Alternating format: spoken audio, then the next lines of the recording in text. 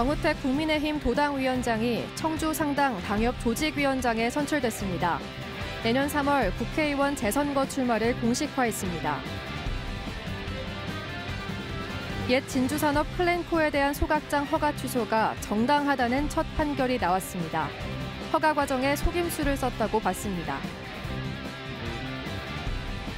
부실한 정책 연구 용역 실태가 도의회 행정사무감사 도마 위에 올랐습니다. 예산이 과투입된다는 지적도 나왔습니다. 번호판 없는 오토바이가 도로에 무법자로 등장했습니다. 사고를 내도 도망가면 그만인 실태를 취재했습니다.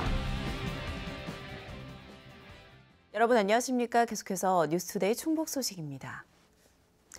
어제 충북 코로나19 발생 현황부터 알아보겠습니다. 신규 발생 확진 환자는 19명입니다. 지역별로는 청주 4명, 충주 4명, 제천 2명, 음성 1명, 진천 7명, 증평 1명이 확진됐습니다. 충북 누적 환자는 8,308명, 충북 누적 사망은 87명입니다. 정우택 국민의힘 충북도당 위원장이 당 안팎의 논란에도 청주 상당구 복귀에 성공했습니다.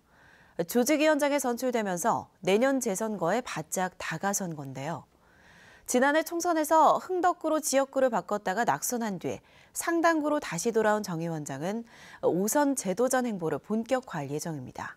정재영 기자입니다. 절치부심 재기를 노렸던 정우택 국민의힘 충북도당 위원장이 국회의원 재선의 텃밭이었던 청주 상당구에서 재도전의 기회를 얻게 됐습니다. 정치신인 윤갑근 전 위원장에게 내줬던 상당구 당협 조직위원장 자리를 되찾으면서 국회의원 5선 도전을 공식화했습니다. 흥덕구로 지역구를 옮겨 총선에 출마했다 낙선한 지 1년 7개월 만으로 당장 내년 3월 상당 재선거 출마에 자신감을 드러냈습니다. 1월쯤에는 공천이 이루어지지 않을까 저는 그렇게 전망을 합니다. 2달 전에 당에서 여러 가지 조직위원장 인선 작업을 거쳤기 때문에 그런 점을 충분히 감안하고 저는 선정했으리라 이렇게 좀 보기 때문에. 재선거에 출마할 당내 인물이 보이지 않아 직접 나섰다고 밝힌 정우택 위원장. 자신도 아직 넘어야 할 산이 많습니다.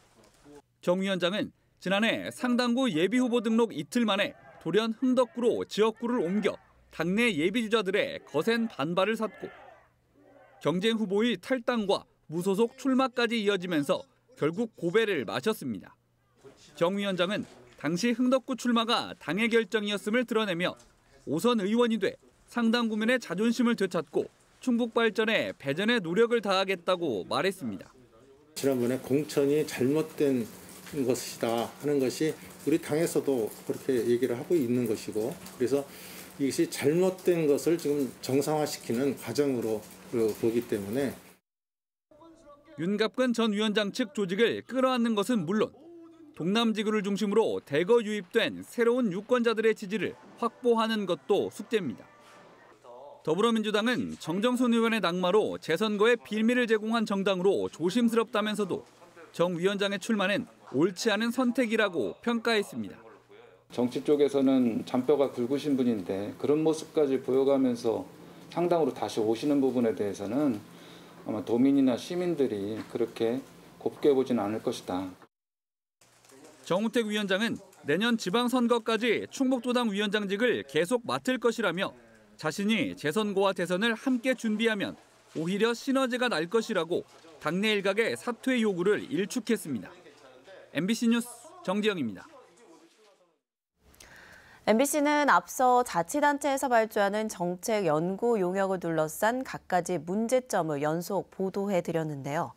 오늘 행정사무감사에서 어제 행정사무감사에서 충북도 의회도 충청북도의 부실한 용역관리 실태를 강하게 비판했습니다. 김영일 기자입니다. 충청북도 연구 용역 사업을 들여다보겠습니다. 이번에도 비슷한 용역을 중복 발주한 사례가 확인됐습니다. 충청북도 행정사무감사에서도 MBC가 보도한 연구 용역의 문제점은 논란의 중심이 됐습니다. 지역 언론에서 지적한 65% 수의 계약이나 아니면 몰아주기식 계약은 이제 더 이상은 지양해야 된다. 수의계약 비율이 높거나 또 특정 그 기관에 올려서 한다는 거는 좀 문제가 있다고 봅니다.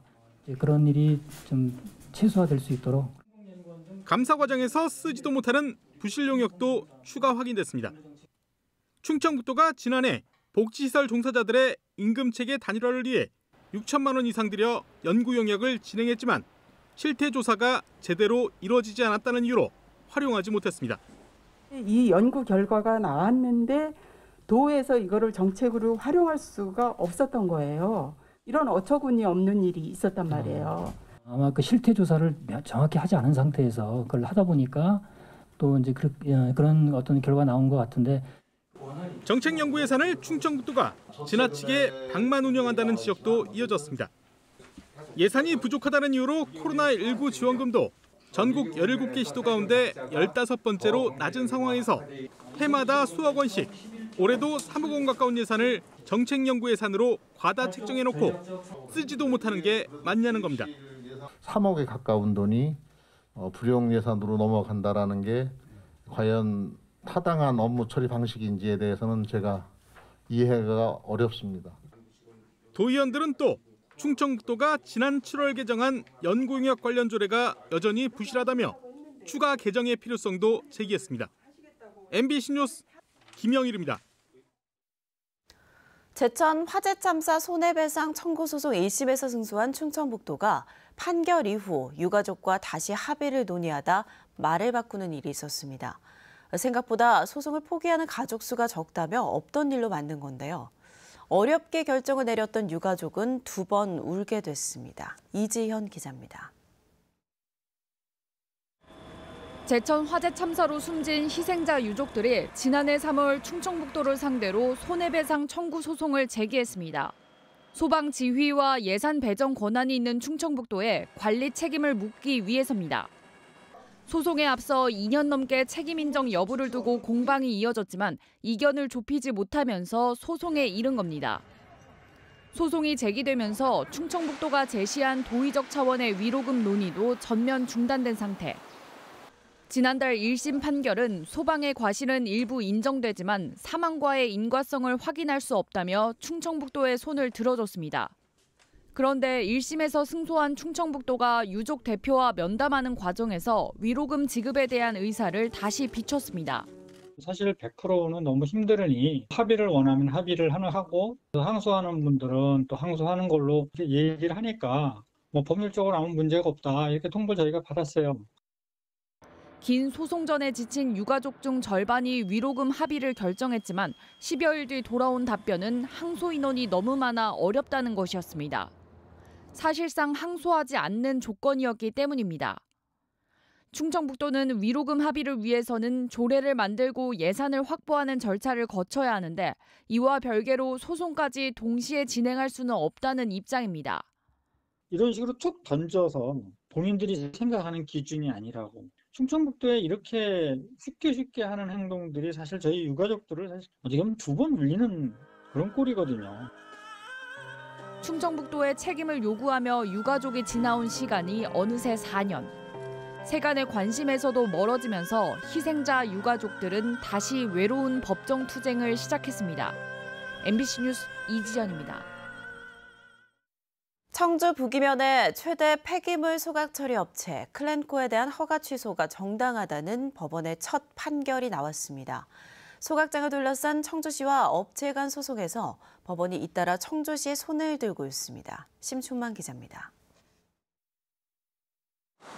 청주지법 제1행정부는 소각업체 클렌코가 허가 취소 처분에 불복해 청주시장을 상대로 낸 소송에서 청주시의 손을 들어줬습니다. 업체가 허가받은 것보다 임의로 큰 용량을 설치해 과다 소각한 건 속임 등 부정한 방법에 의한 허가로 봐야 하고 폐기물관리법상 이런 허가는 취소해야 한다는 청주시의 주장을 인정했습니다. 지난 2017년 허가량보다 13,000톤을 과다 소각하다 검찰에 적발된 데 따른 후속 조치입니다. 청주시는 2018년 과다 소각만을 이유로 허가를 취소했다가 법리 적용이 잘못됐다는 이유로 대법원에서 최종 패소했고 곧이어 무단 증설과 부정한 허가를 이유로 2019년에 다시 허가를 취소해 2년여 만에 첫 승소를 이끌어냈습니다. 사업장 측에서는 항소로다가 진행이 될 거로 예상이 되는데 저희들도 2심에 적극적으로 대응을 하겠습니다. 한편 앞서 부기면에 소각장 추가 신설을 불허한 청주시의 처분도 지난 7월 항소심까지 모두 승소하는 등 최근 분위기가 달라졌습니다. 그냥 법의 잣대로만 판결을 하는 것이 아니라 주민들의 어떤 입장에서 판결을 해야 되는 게 맞다. 그래서 이번 판결은 어느 정도 고려한 판결이지 않았나. 지난 2001년에 들어선 클렌코의 처리 용량은 청주 부기면에서 최대인 하루 352.8톤. 현재는 미어가 품목의 폐기물을 처리했다는 별건의 이유로 지난달 30일부터 한 달 영업 정지에 들어간 상태입니다. MBC 뉴스 심충만입니다. 메추리 농가에 이어 음성 금왕의 오리 농장도 고병원성 AI 판정을 받았습니다. 방역당국은 지난 9일 메추리 농가에서 AI H5형 항원이 검출된 이후 일제 검사를 벌이는 과정에서 해당 오리 농장도 H5N1형 고병원성 AI로 판정됐다고 밝혔습니다. 이 농장에서 기르던 오리 2만 3천 마리는 모두 살처분됐습니다. 충청북도가 다음 달 9일까지 노인 요양시설을 포함한 노인복지시설 550여 곳을 대상으로 코로나19 방역수칙을 점검합니다. 이번 점검은 입소자, 종사자 대상 백신 우선 접종이 완료된 이후 면역력 저하 시기가 도래하고 돌파 감염 사례가 발생함에 따라 이루어집니다. 충청북도는 감염 시 사망 위험이 높은 취약시설은 접종 완료자만 접근하도록 하고 장기 요양기관 시설 종사자의 경우 주 1회 PCR 검사 의무가 강화됐다고 밝혔습니다.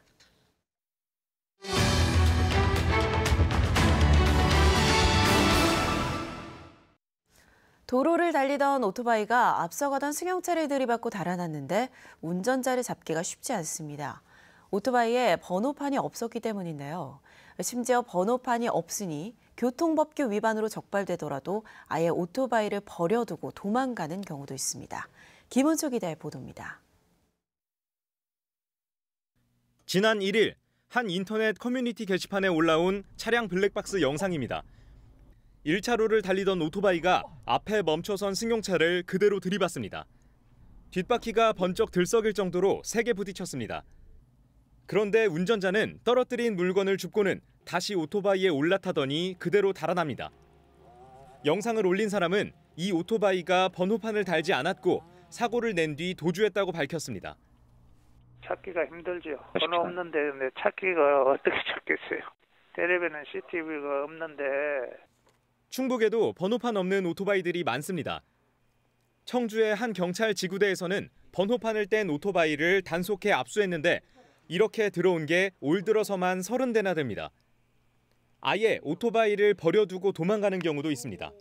단속 과정에서 도주를 해서 오토바이를 버리고 가거나 지구대에 저희가 단속을 해서 오토바이를 압수해서 가져오더라도 찾아가지 않는 경우가 대부분. 보험 비용, 벌금을 같이 내야 되기 때문에 그 비용이 오토바이를 사는 비용보다. 번호판이 없는 오토바이는 교통법규를 위반해도 신고와 단속이 어렵다 보니 사고로 이어지는 경우가 적지 않습니다.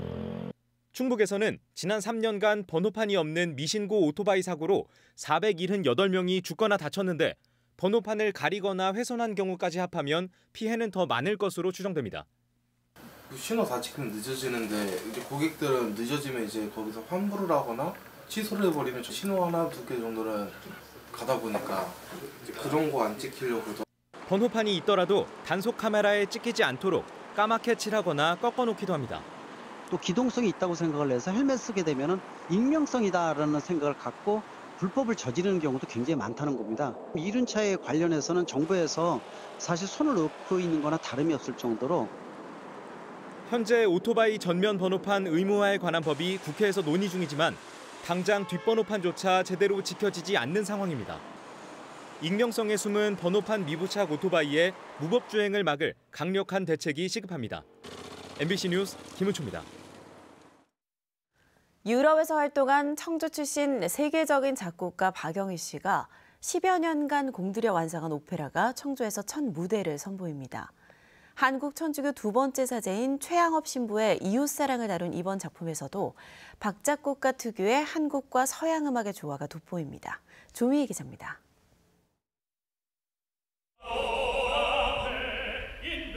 시문이 배를 타고 4번째 귀향길에 올랐던 최양업 신부. 배가 좌초한 데다 천주교 박해를 우려한 선장의 상륙 거절로 고향을 눈앞에 두고 발길을 돌려야 했습니다. 조선시대 후기 핍박받던 백성들을 위해 방방곡곡을 찾아다닌 신부의 삶을 그린 오페라 기류의 천국입니다. 최 신부의 한은 테너의 절제된 울림으로 전해집니다. 막 이렇게 소리로 승화하기보다는 기다려주고 그 아픔을 이해하는 부분에 대해서 그런 감정적인 요소를 많이 생각을 하고 연습을 하였습니다. 모든 사람은 귀천 없다는 가르침에 수많은 양민과 천민들이 천주교를 따랐던 시절. 오페라는 약자의 아픔을 보듬으며 기류의 천국을 보여준 최 신부의 삶을 한국적인 극으로 풀어냈습니다. 우리의 소리를 한번 찾아보자. 우리가 한글로서 한국어를 노래로 서양의 기법을 통해 노래를 할 수 있을 때 어떻게 사람들에게 따뜻하게 전달할 수 있느냐. 작곡은 유럽에서 활동한 세계적 작곡가 박영희 선생이 맡았습니다. 판소리에 착안해 해설자를 도입하는 등 서양 오페라 형식의 한국 문화를 녹여냈습니다. 박영희 선생은 최양업 신부의 삶을 그리면서도 교우들이라 불리는 이름 모를 민초들을 합창단으로 등장시켜 애정을 드러냈습니다. 7번의 도전 끝에 고향 땅을 밟았던 최양업 신부처럼 박영희 선생도 고향이 늘 그리웠고 초연 장소로 청주를 택한 것도 바로 그러한 이유 때문입니다. 저는 여기서 그 정서 그리고 서정이 무엇인지를 배웠고요. 고향이 나를 키워준 그 정성을 받은 사람은 평생 잊지를 않거든요. 그렇기 때문에 항상 그리웠고. 오페라 기류의 천국은 오늘부터 청주 예술의 전당에서 2차례 공연한 뒤 서울 예술의 전당 오페라 극장과 광주 빛고울 시민문화관에서도 관객들을 만날 예정입니다. MBC 뉴스 조미입니다.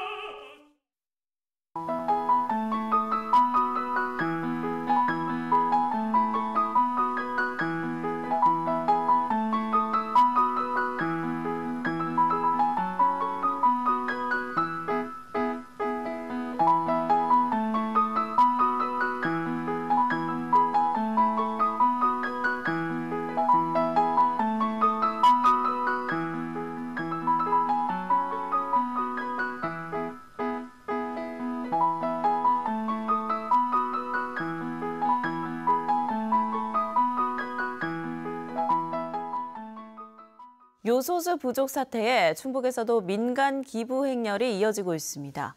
청주에 본사를 두고 충주에 생산 공장이 있는 유로케미칼과 보은 장안 농공단지에 입주한 캠스테이 글로벌은 어제 충청북도를 찾아 차량용 요소수 10,000리터와 1,500리터를 각각 기탁했습니다. 기탁된 요소수는 대한적십자사 충북지사를 통해 건설기계와 화물차협회, 전세버스 조합 등에 전달될 예정입니다. 청주 교통약자 콜택시인 해피콜이 오는 18일 대학 수학능력시험 당일 하루 동안 무료로 운행합니다. 청주시 시설관리공단은 수능을 치르는 거동이 불편한 수험생을 대상으로 고사장 입시부터 시험 종료 후 귀가까지 무료 운행 서비스를 한다고 밝혔습니다. 현재 운행 중인 해피콜은 40억 대로 이용을 원하는 수험생은 오는 15일부터 사흘간 공단 콜센터로 예약 신청을 하면 되며 당일 신청도 가능합니다. 허위로 방범용 CCTV 준공 승인을 내준 의혹과 관련해 청주시청 공무원들이 검찰에 넘겨질 것으로 보입니다. 충북경찰청은 CCTV 교체 공사가 마무리되지 않았는데도 업체에 대금을 주거나 준공검사 조서를 허위로 작성한 혐의 등으로 청주시 공무원 4명에 대해 조만간 기소 의견으로 검찰에 송치할 계획입니다. 청주시는 지난해 마을별로 방범용 CCTV를 설치하면서 일부는 공사가 끝나지 않은 상태에서 준공 승인을 내준 것으로 알려졌습니다. 장애 자녀에 대한 일상적 양육과 돌봄의 어려움, 필요한 지원을 주제로 한 토론회가 열렸습니다.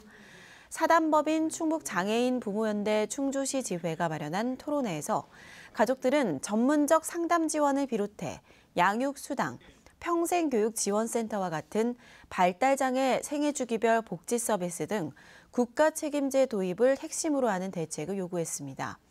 한편 설문조사에서 장애 가족들은 학교, 직장, 생활, 금융, 보험 이용에서 차별을 가장 많이 경험했고 하루 중 장애 자녀 돌봄 시간은 평일 평균 11.8시간, 주말은 14.7시간이라고 답했습니다. 청주 향교 신임 전교에 홍성모 전 충북체육회 부회장이 취임했습니다.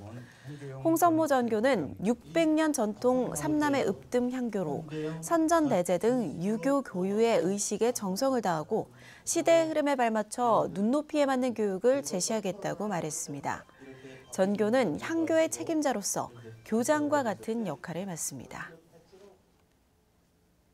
SK하이닉스가 지역의 어려운 청소년들을 위해 성금 3,600만 원을 기탁했습니다. 성금은 SK하이닉스 임직원 1,600여 명이 50일 동안 5억 복 얻기 목표를 달성해 마련한 것으로 복합위기 가정과 소외된 청소년들에게 필요한 물품 지원에 쓰이게 됩니다. 또 올해는 13곳의 지역 상인들이 참여해 우수걷기 참여자에게 커피 쿠폰 등 600만 원 보상 쿠폰을 제공했습니다.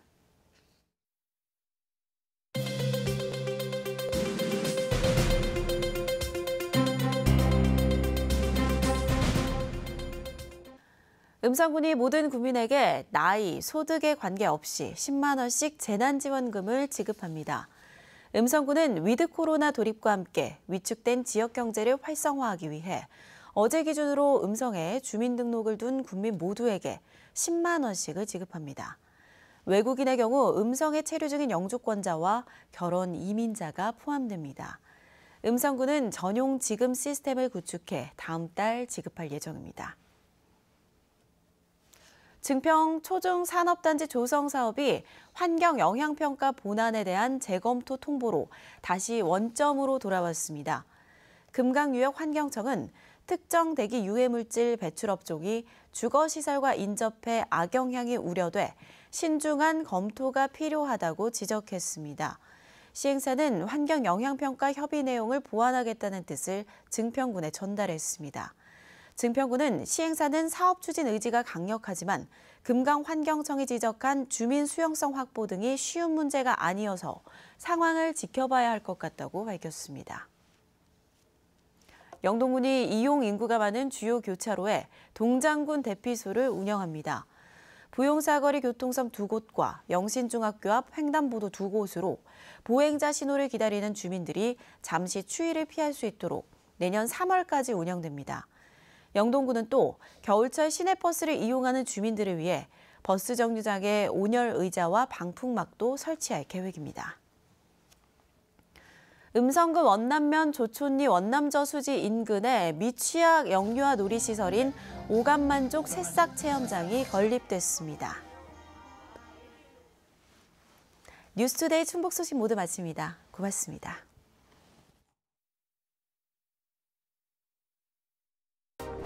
탈모 관리, 스타일까지 생각하면